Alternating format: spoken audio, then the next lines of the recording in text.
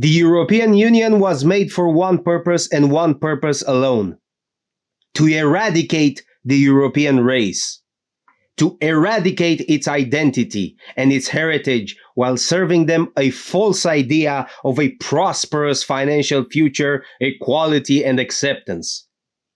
Equality for whom? Acceptance for whom? Financial prosperity for whom? Not the European people. Not white native Europeans for sure. They will still have to pay very high taxes. They still have to keep quiet to the migrant invasion that is happening right before our eyes. They still have to be nice little cattle to be exploited for the benefit of mega corporations and corrupt governments. Let's talk about the migrant problem. Let's debunk the financial problem of the EU and how the promise of importing millions of migrants into Europe will solve somehow the economic problem. Migrants whom are Google and Alili will never solve this financial problem. How it is presented to us is like this. They will import them as cheap labor to boost up our economy. If you are retarded enough, you might believe this. But it was never about this issue. Because the cost of supporting one migrant is at least 5 times as high as supporting a white European. It is presented to us that a migrant is given almost half of the salary of a white European. But they fail to mention that they have to give that migrant an apartment to live in.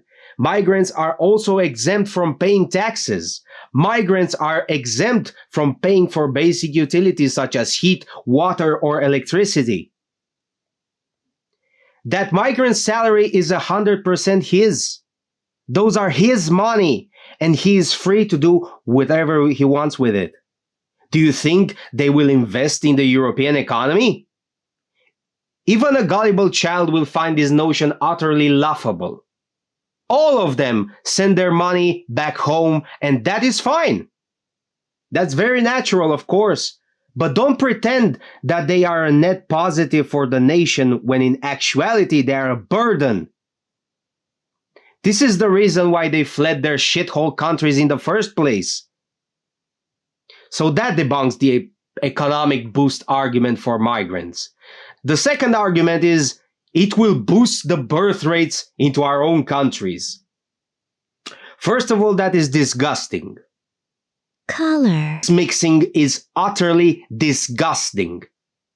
What makes you think that destroying the beautiful and already diverse gene pool of white Europeans will solve our demographics problem?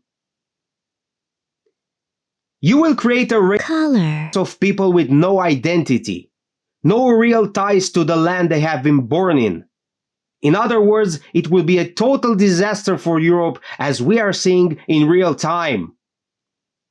Because the elites know that a melting pot of races, religions, traditions, and so on will never unionize against their corporatist overlords.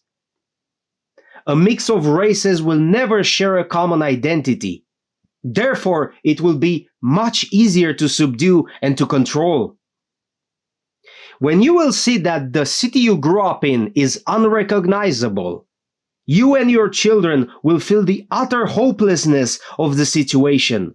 When rapes, when muggings, when murders will be a normal occurrence on a daily basis, you will feel the utter despair that I warned you about years prior. The only way to resolve the low birth rate problem is simple. Ban abortion, ban porn, ban OnlyFans, encourage the people to have children, reward them for each child that they produce with tax exemptions like mortgages, for example. And now I hear you with your low testosterone voice, but who's gonna pay for that? Simple. The state, the government. Or another stupid argument like, think about how it will impact the economy. First of all, it will boost the economy in the long term like nothing before. I really do not care if the mega corporations, the vulture capitalists, the real estate giants, the lobbyists go bankrupt. I really don't. The economy is made to serve the people, not the government of the industrialists, the capitalists, or the faceless corporate entities. Frankly, I really do not give a fuck if the economy suffers in the short term. The modern economy is just some numbers on a spreadsheet, a vanity metric for mega corporations that do not reflect the actual well-being of the people. Take, for example, the economy in my own country of Romania. The numbers are up, of course. The GDP indeed has risen in the past few years, of course. But the wages are down. The people cannot pay their mortgages. The students cannot pay for their student loans. The inflation is higher than ever before.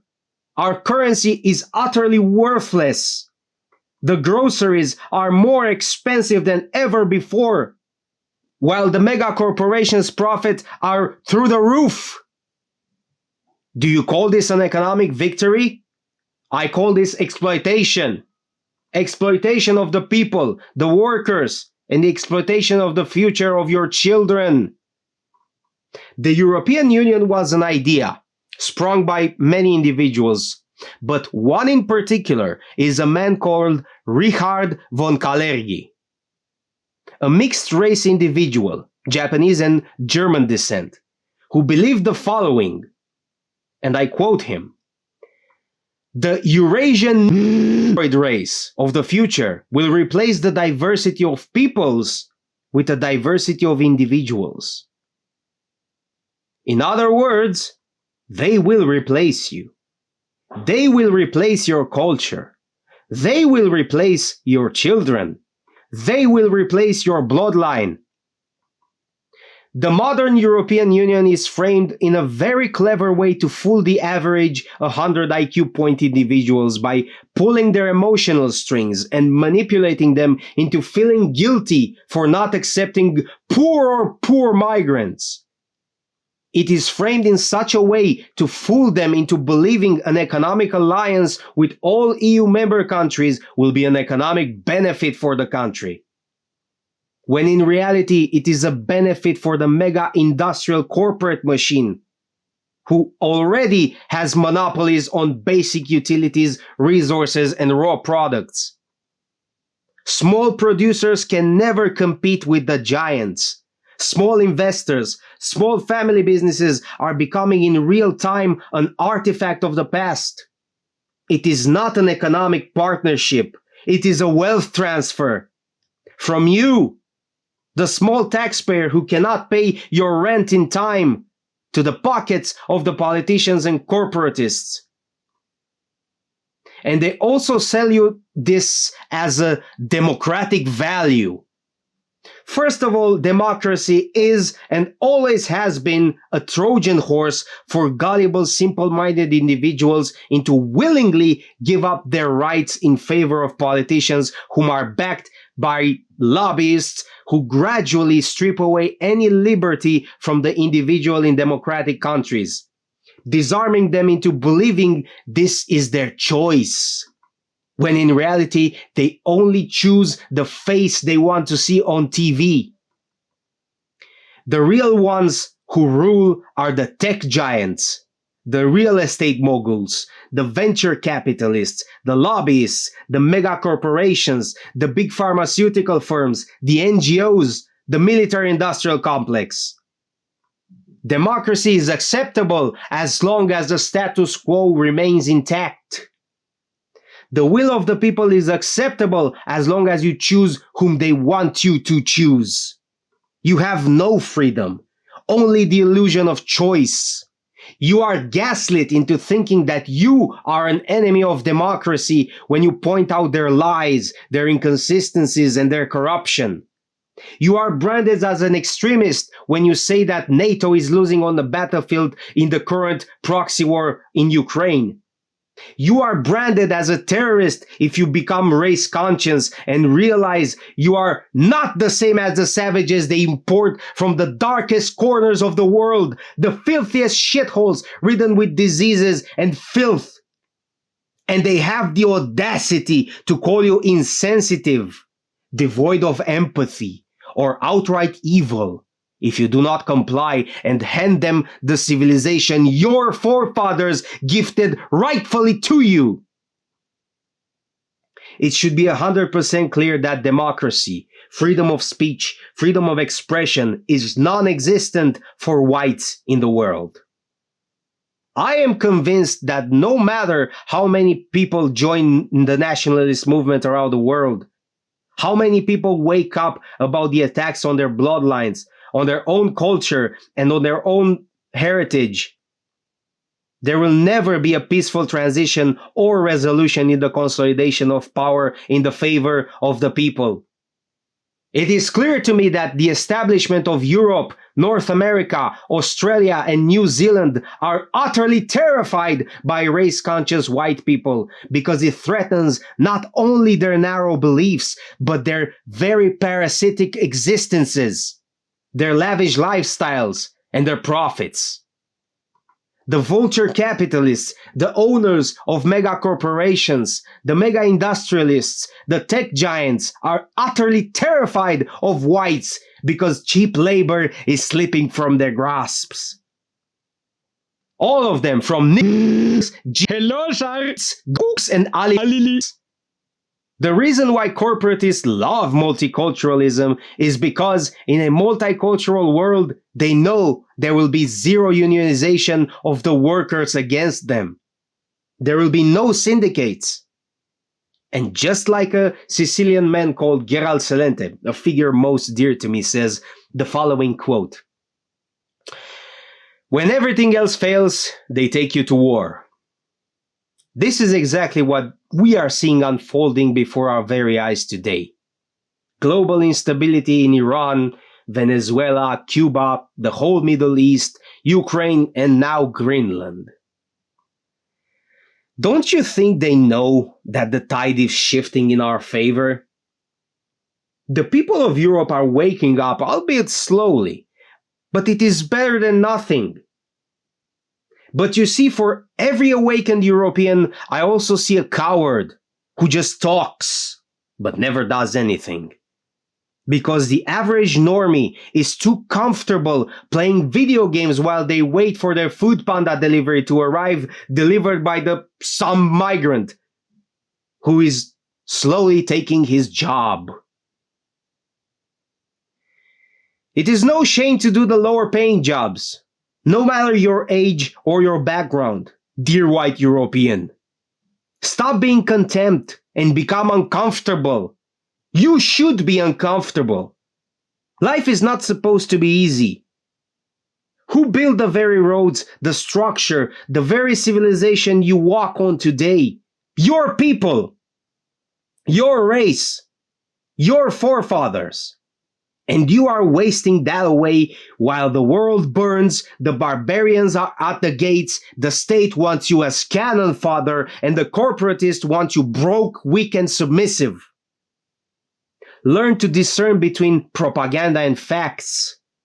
The media is crafted by very smart snakes who want to keep you brainwashed, wallowing in your own ignorance, sleepwalking into your doom. Do not let them.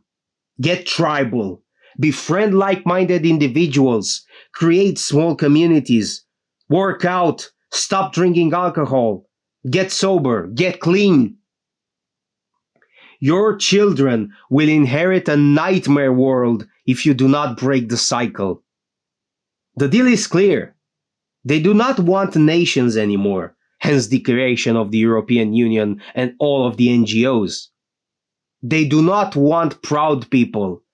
They do not want people who see beyond their own personal gain. They do not want people who are racially conscious.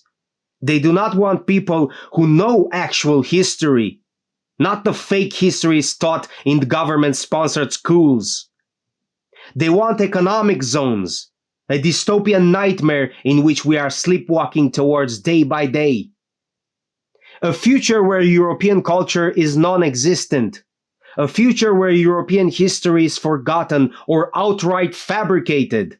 A future where you own nothing, say nothing online, and vote with whom they want you to vote. As far as I'm concerned, there are already no nations anymore, but only commercial zones, masquerading as functioning states. Personally, I feel utterly isolated and alone. I see only cowardice, compliance, ignorance, and disunion. Personally, I will never bow to them, although I am 99% sure that I will fail, but I would rather die with my boots on than live as a slave.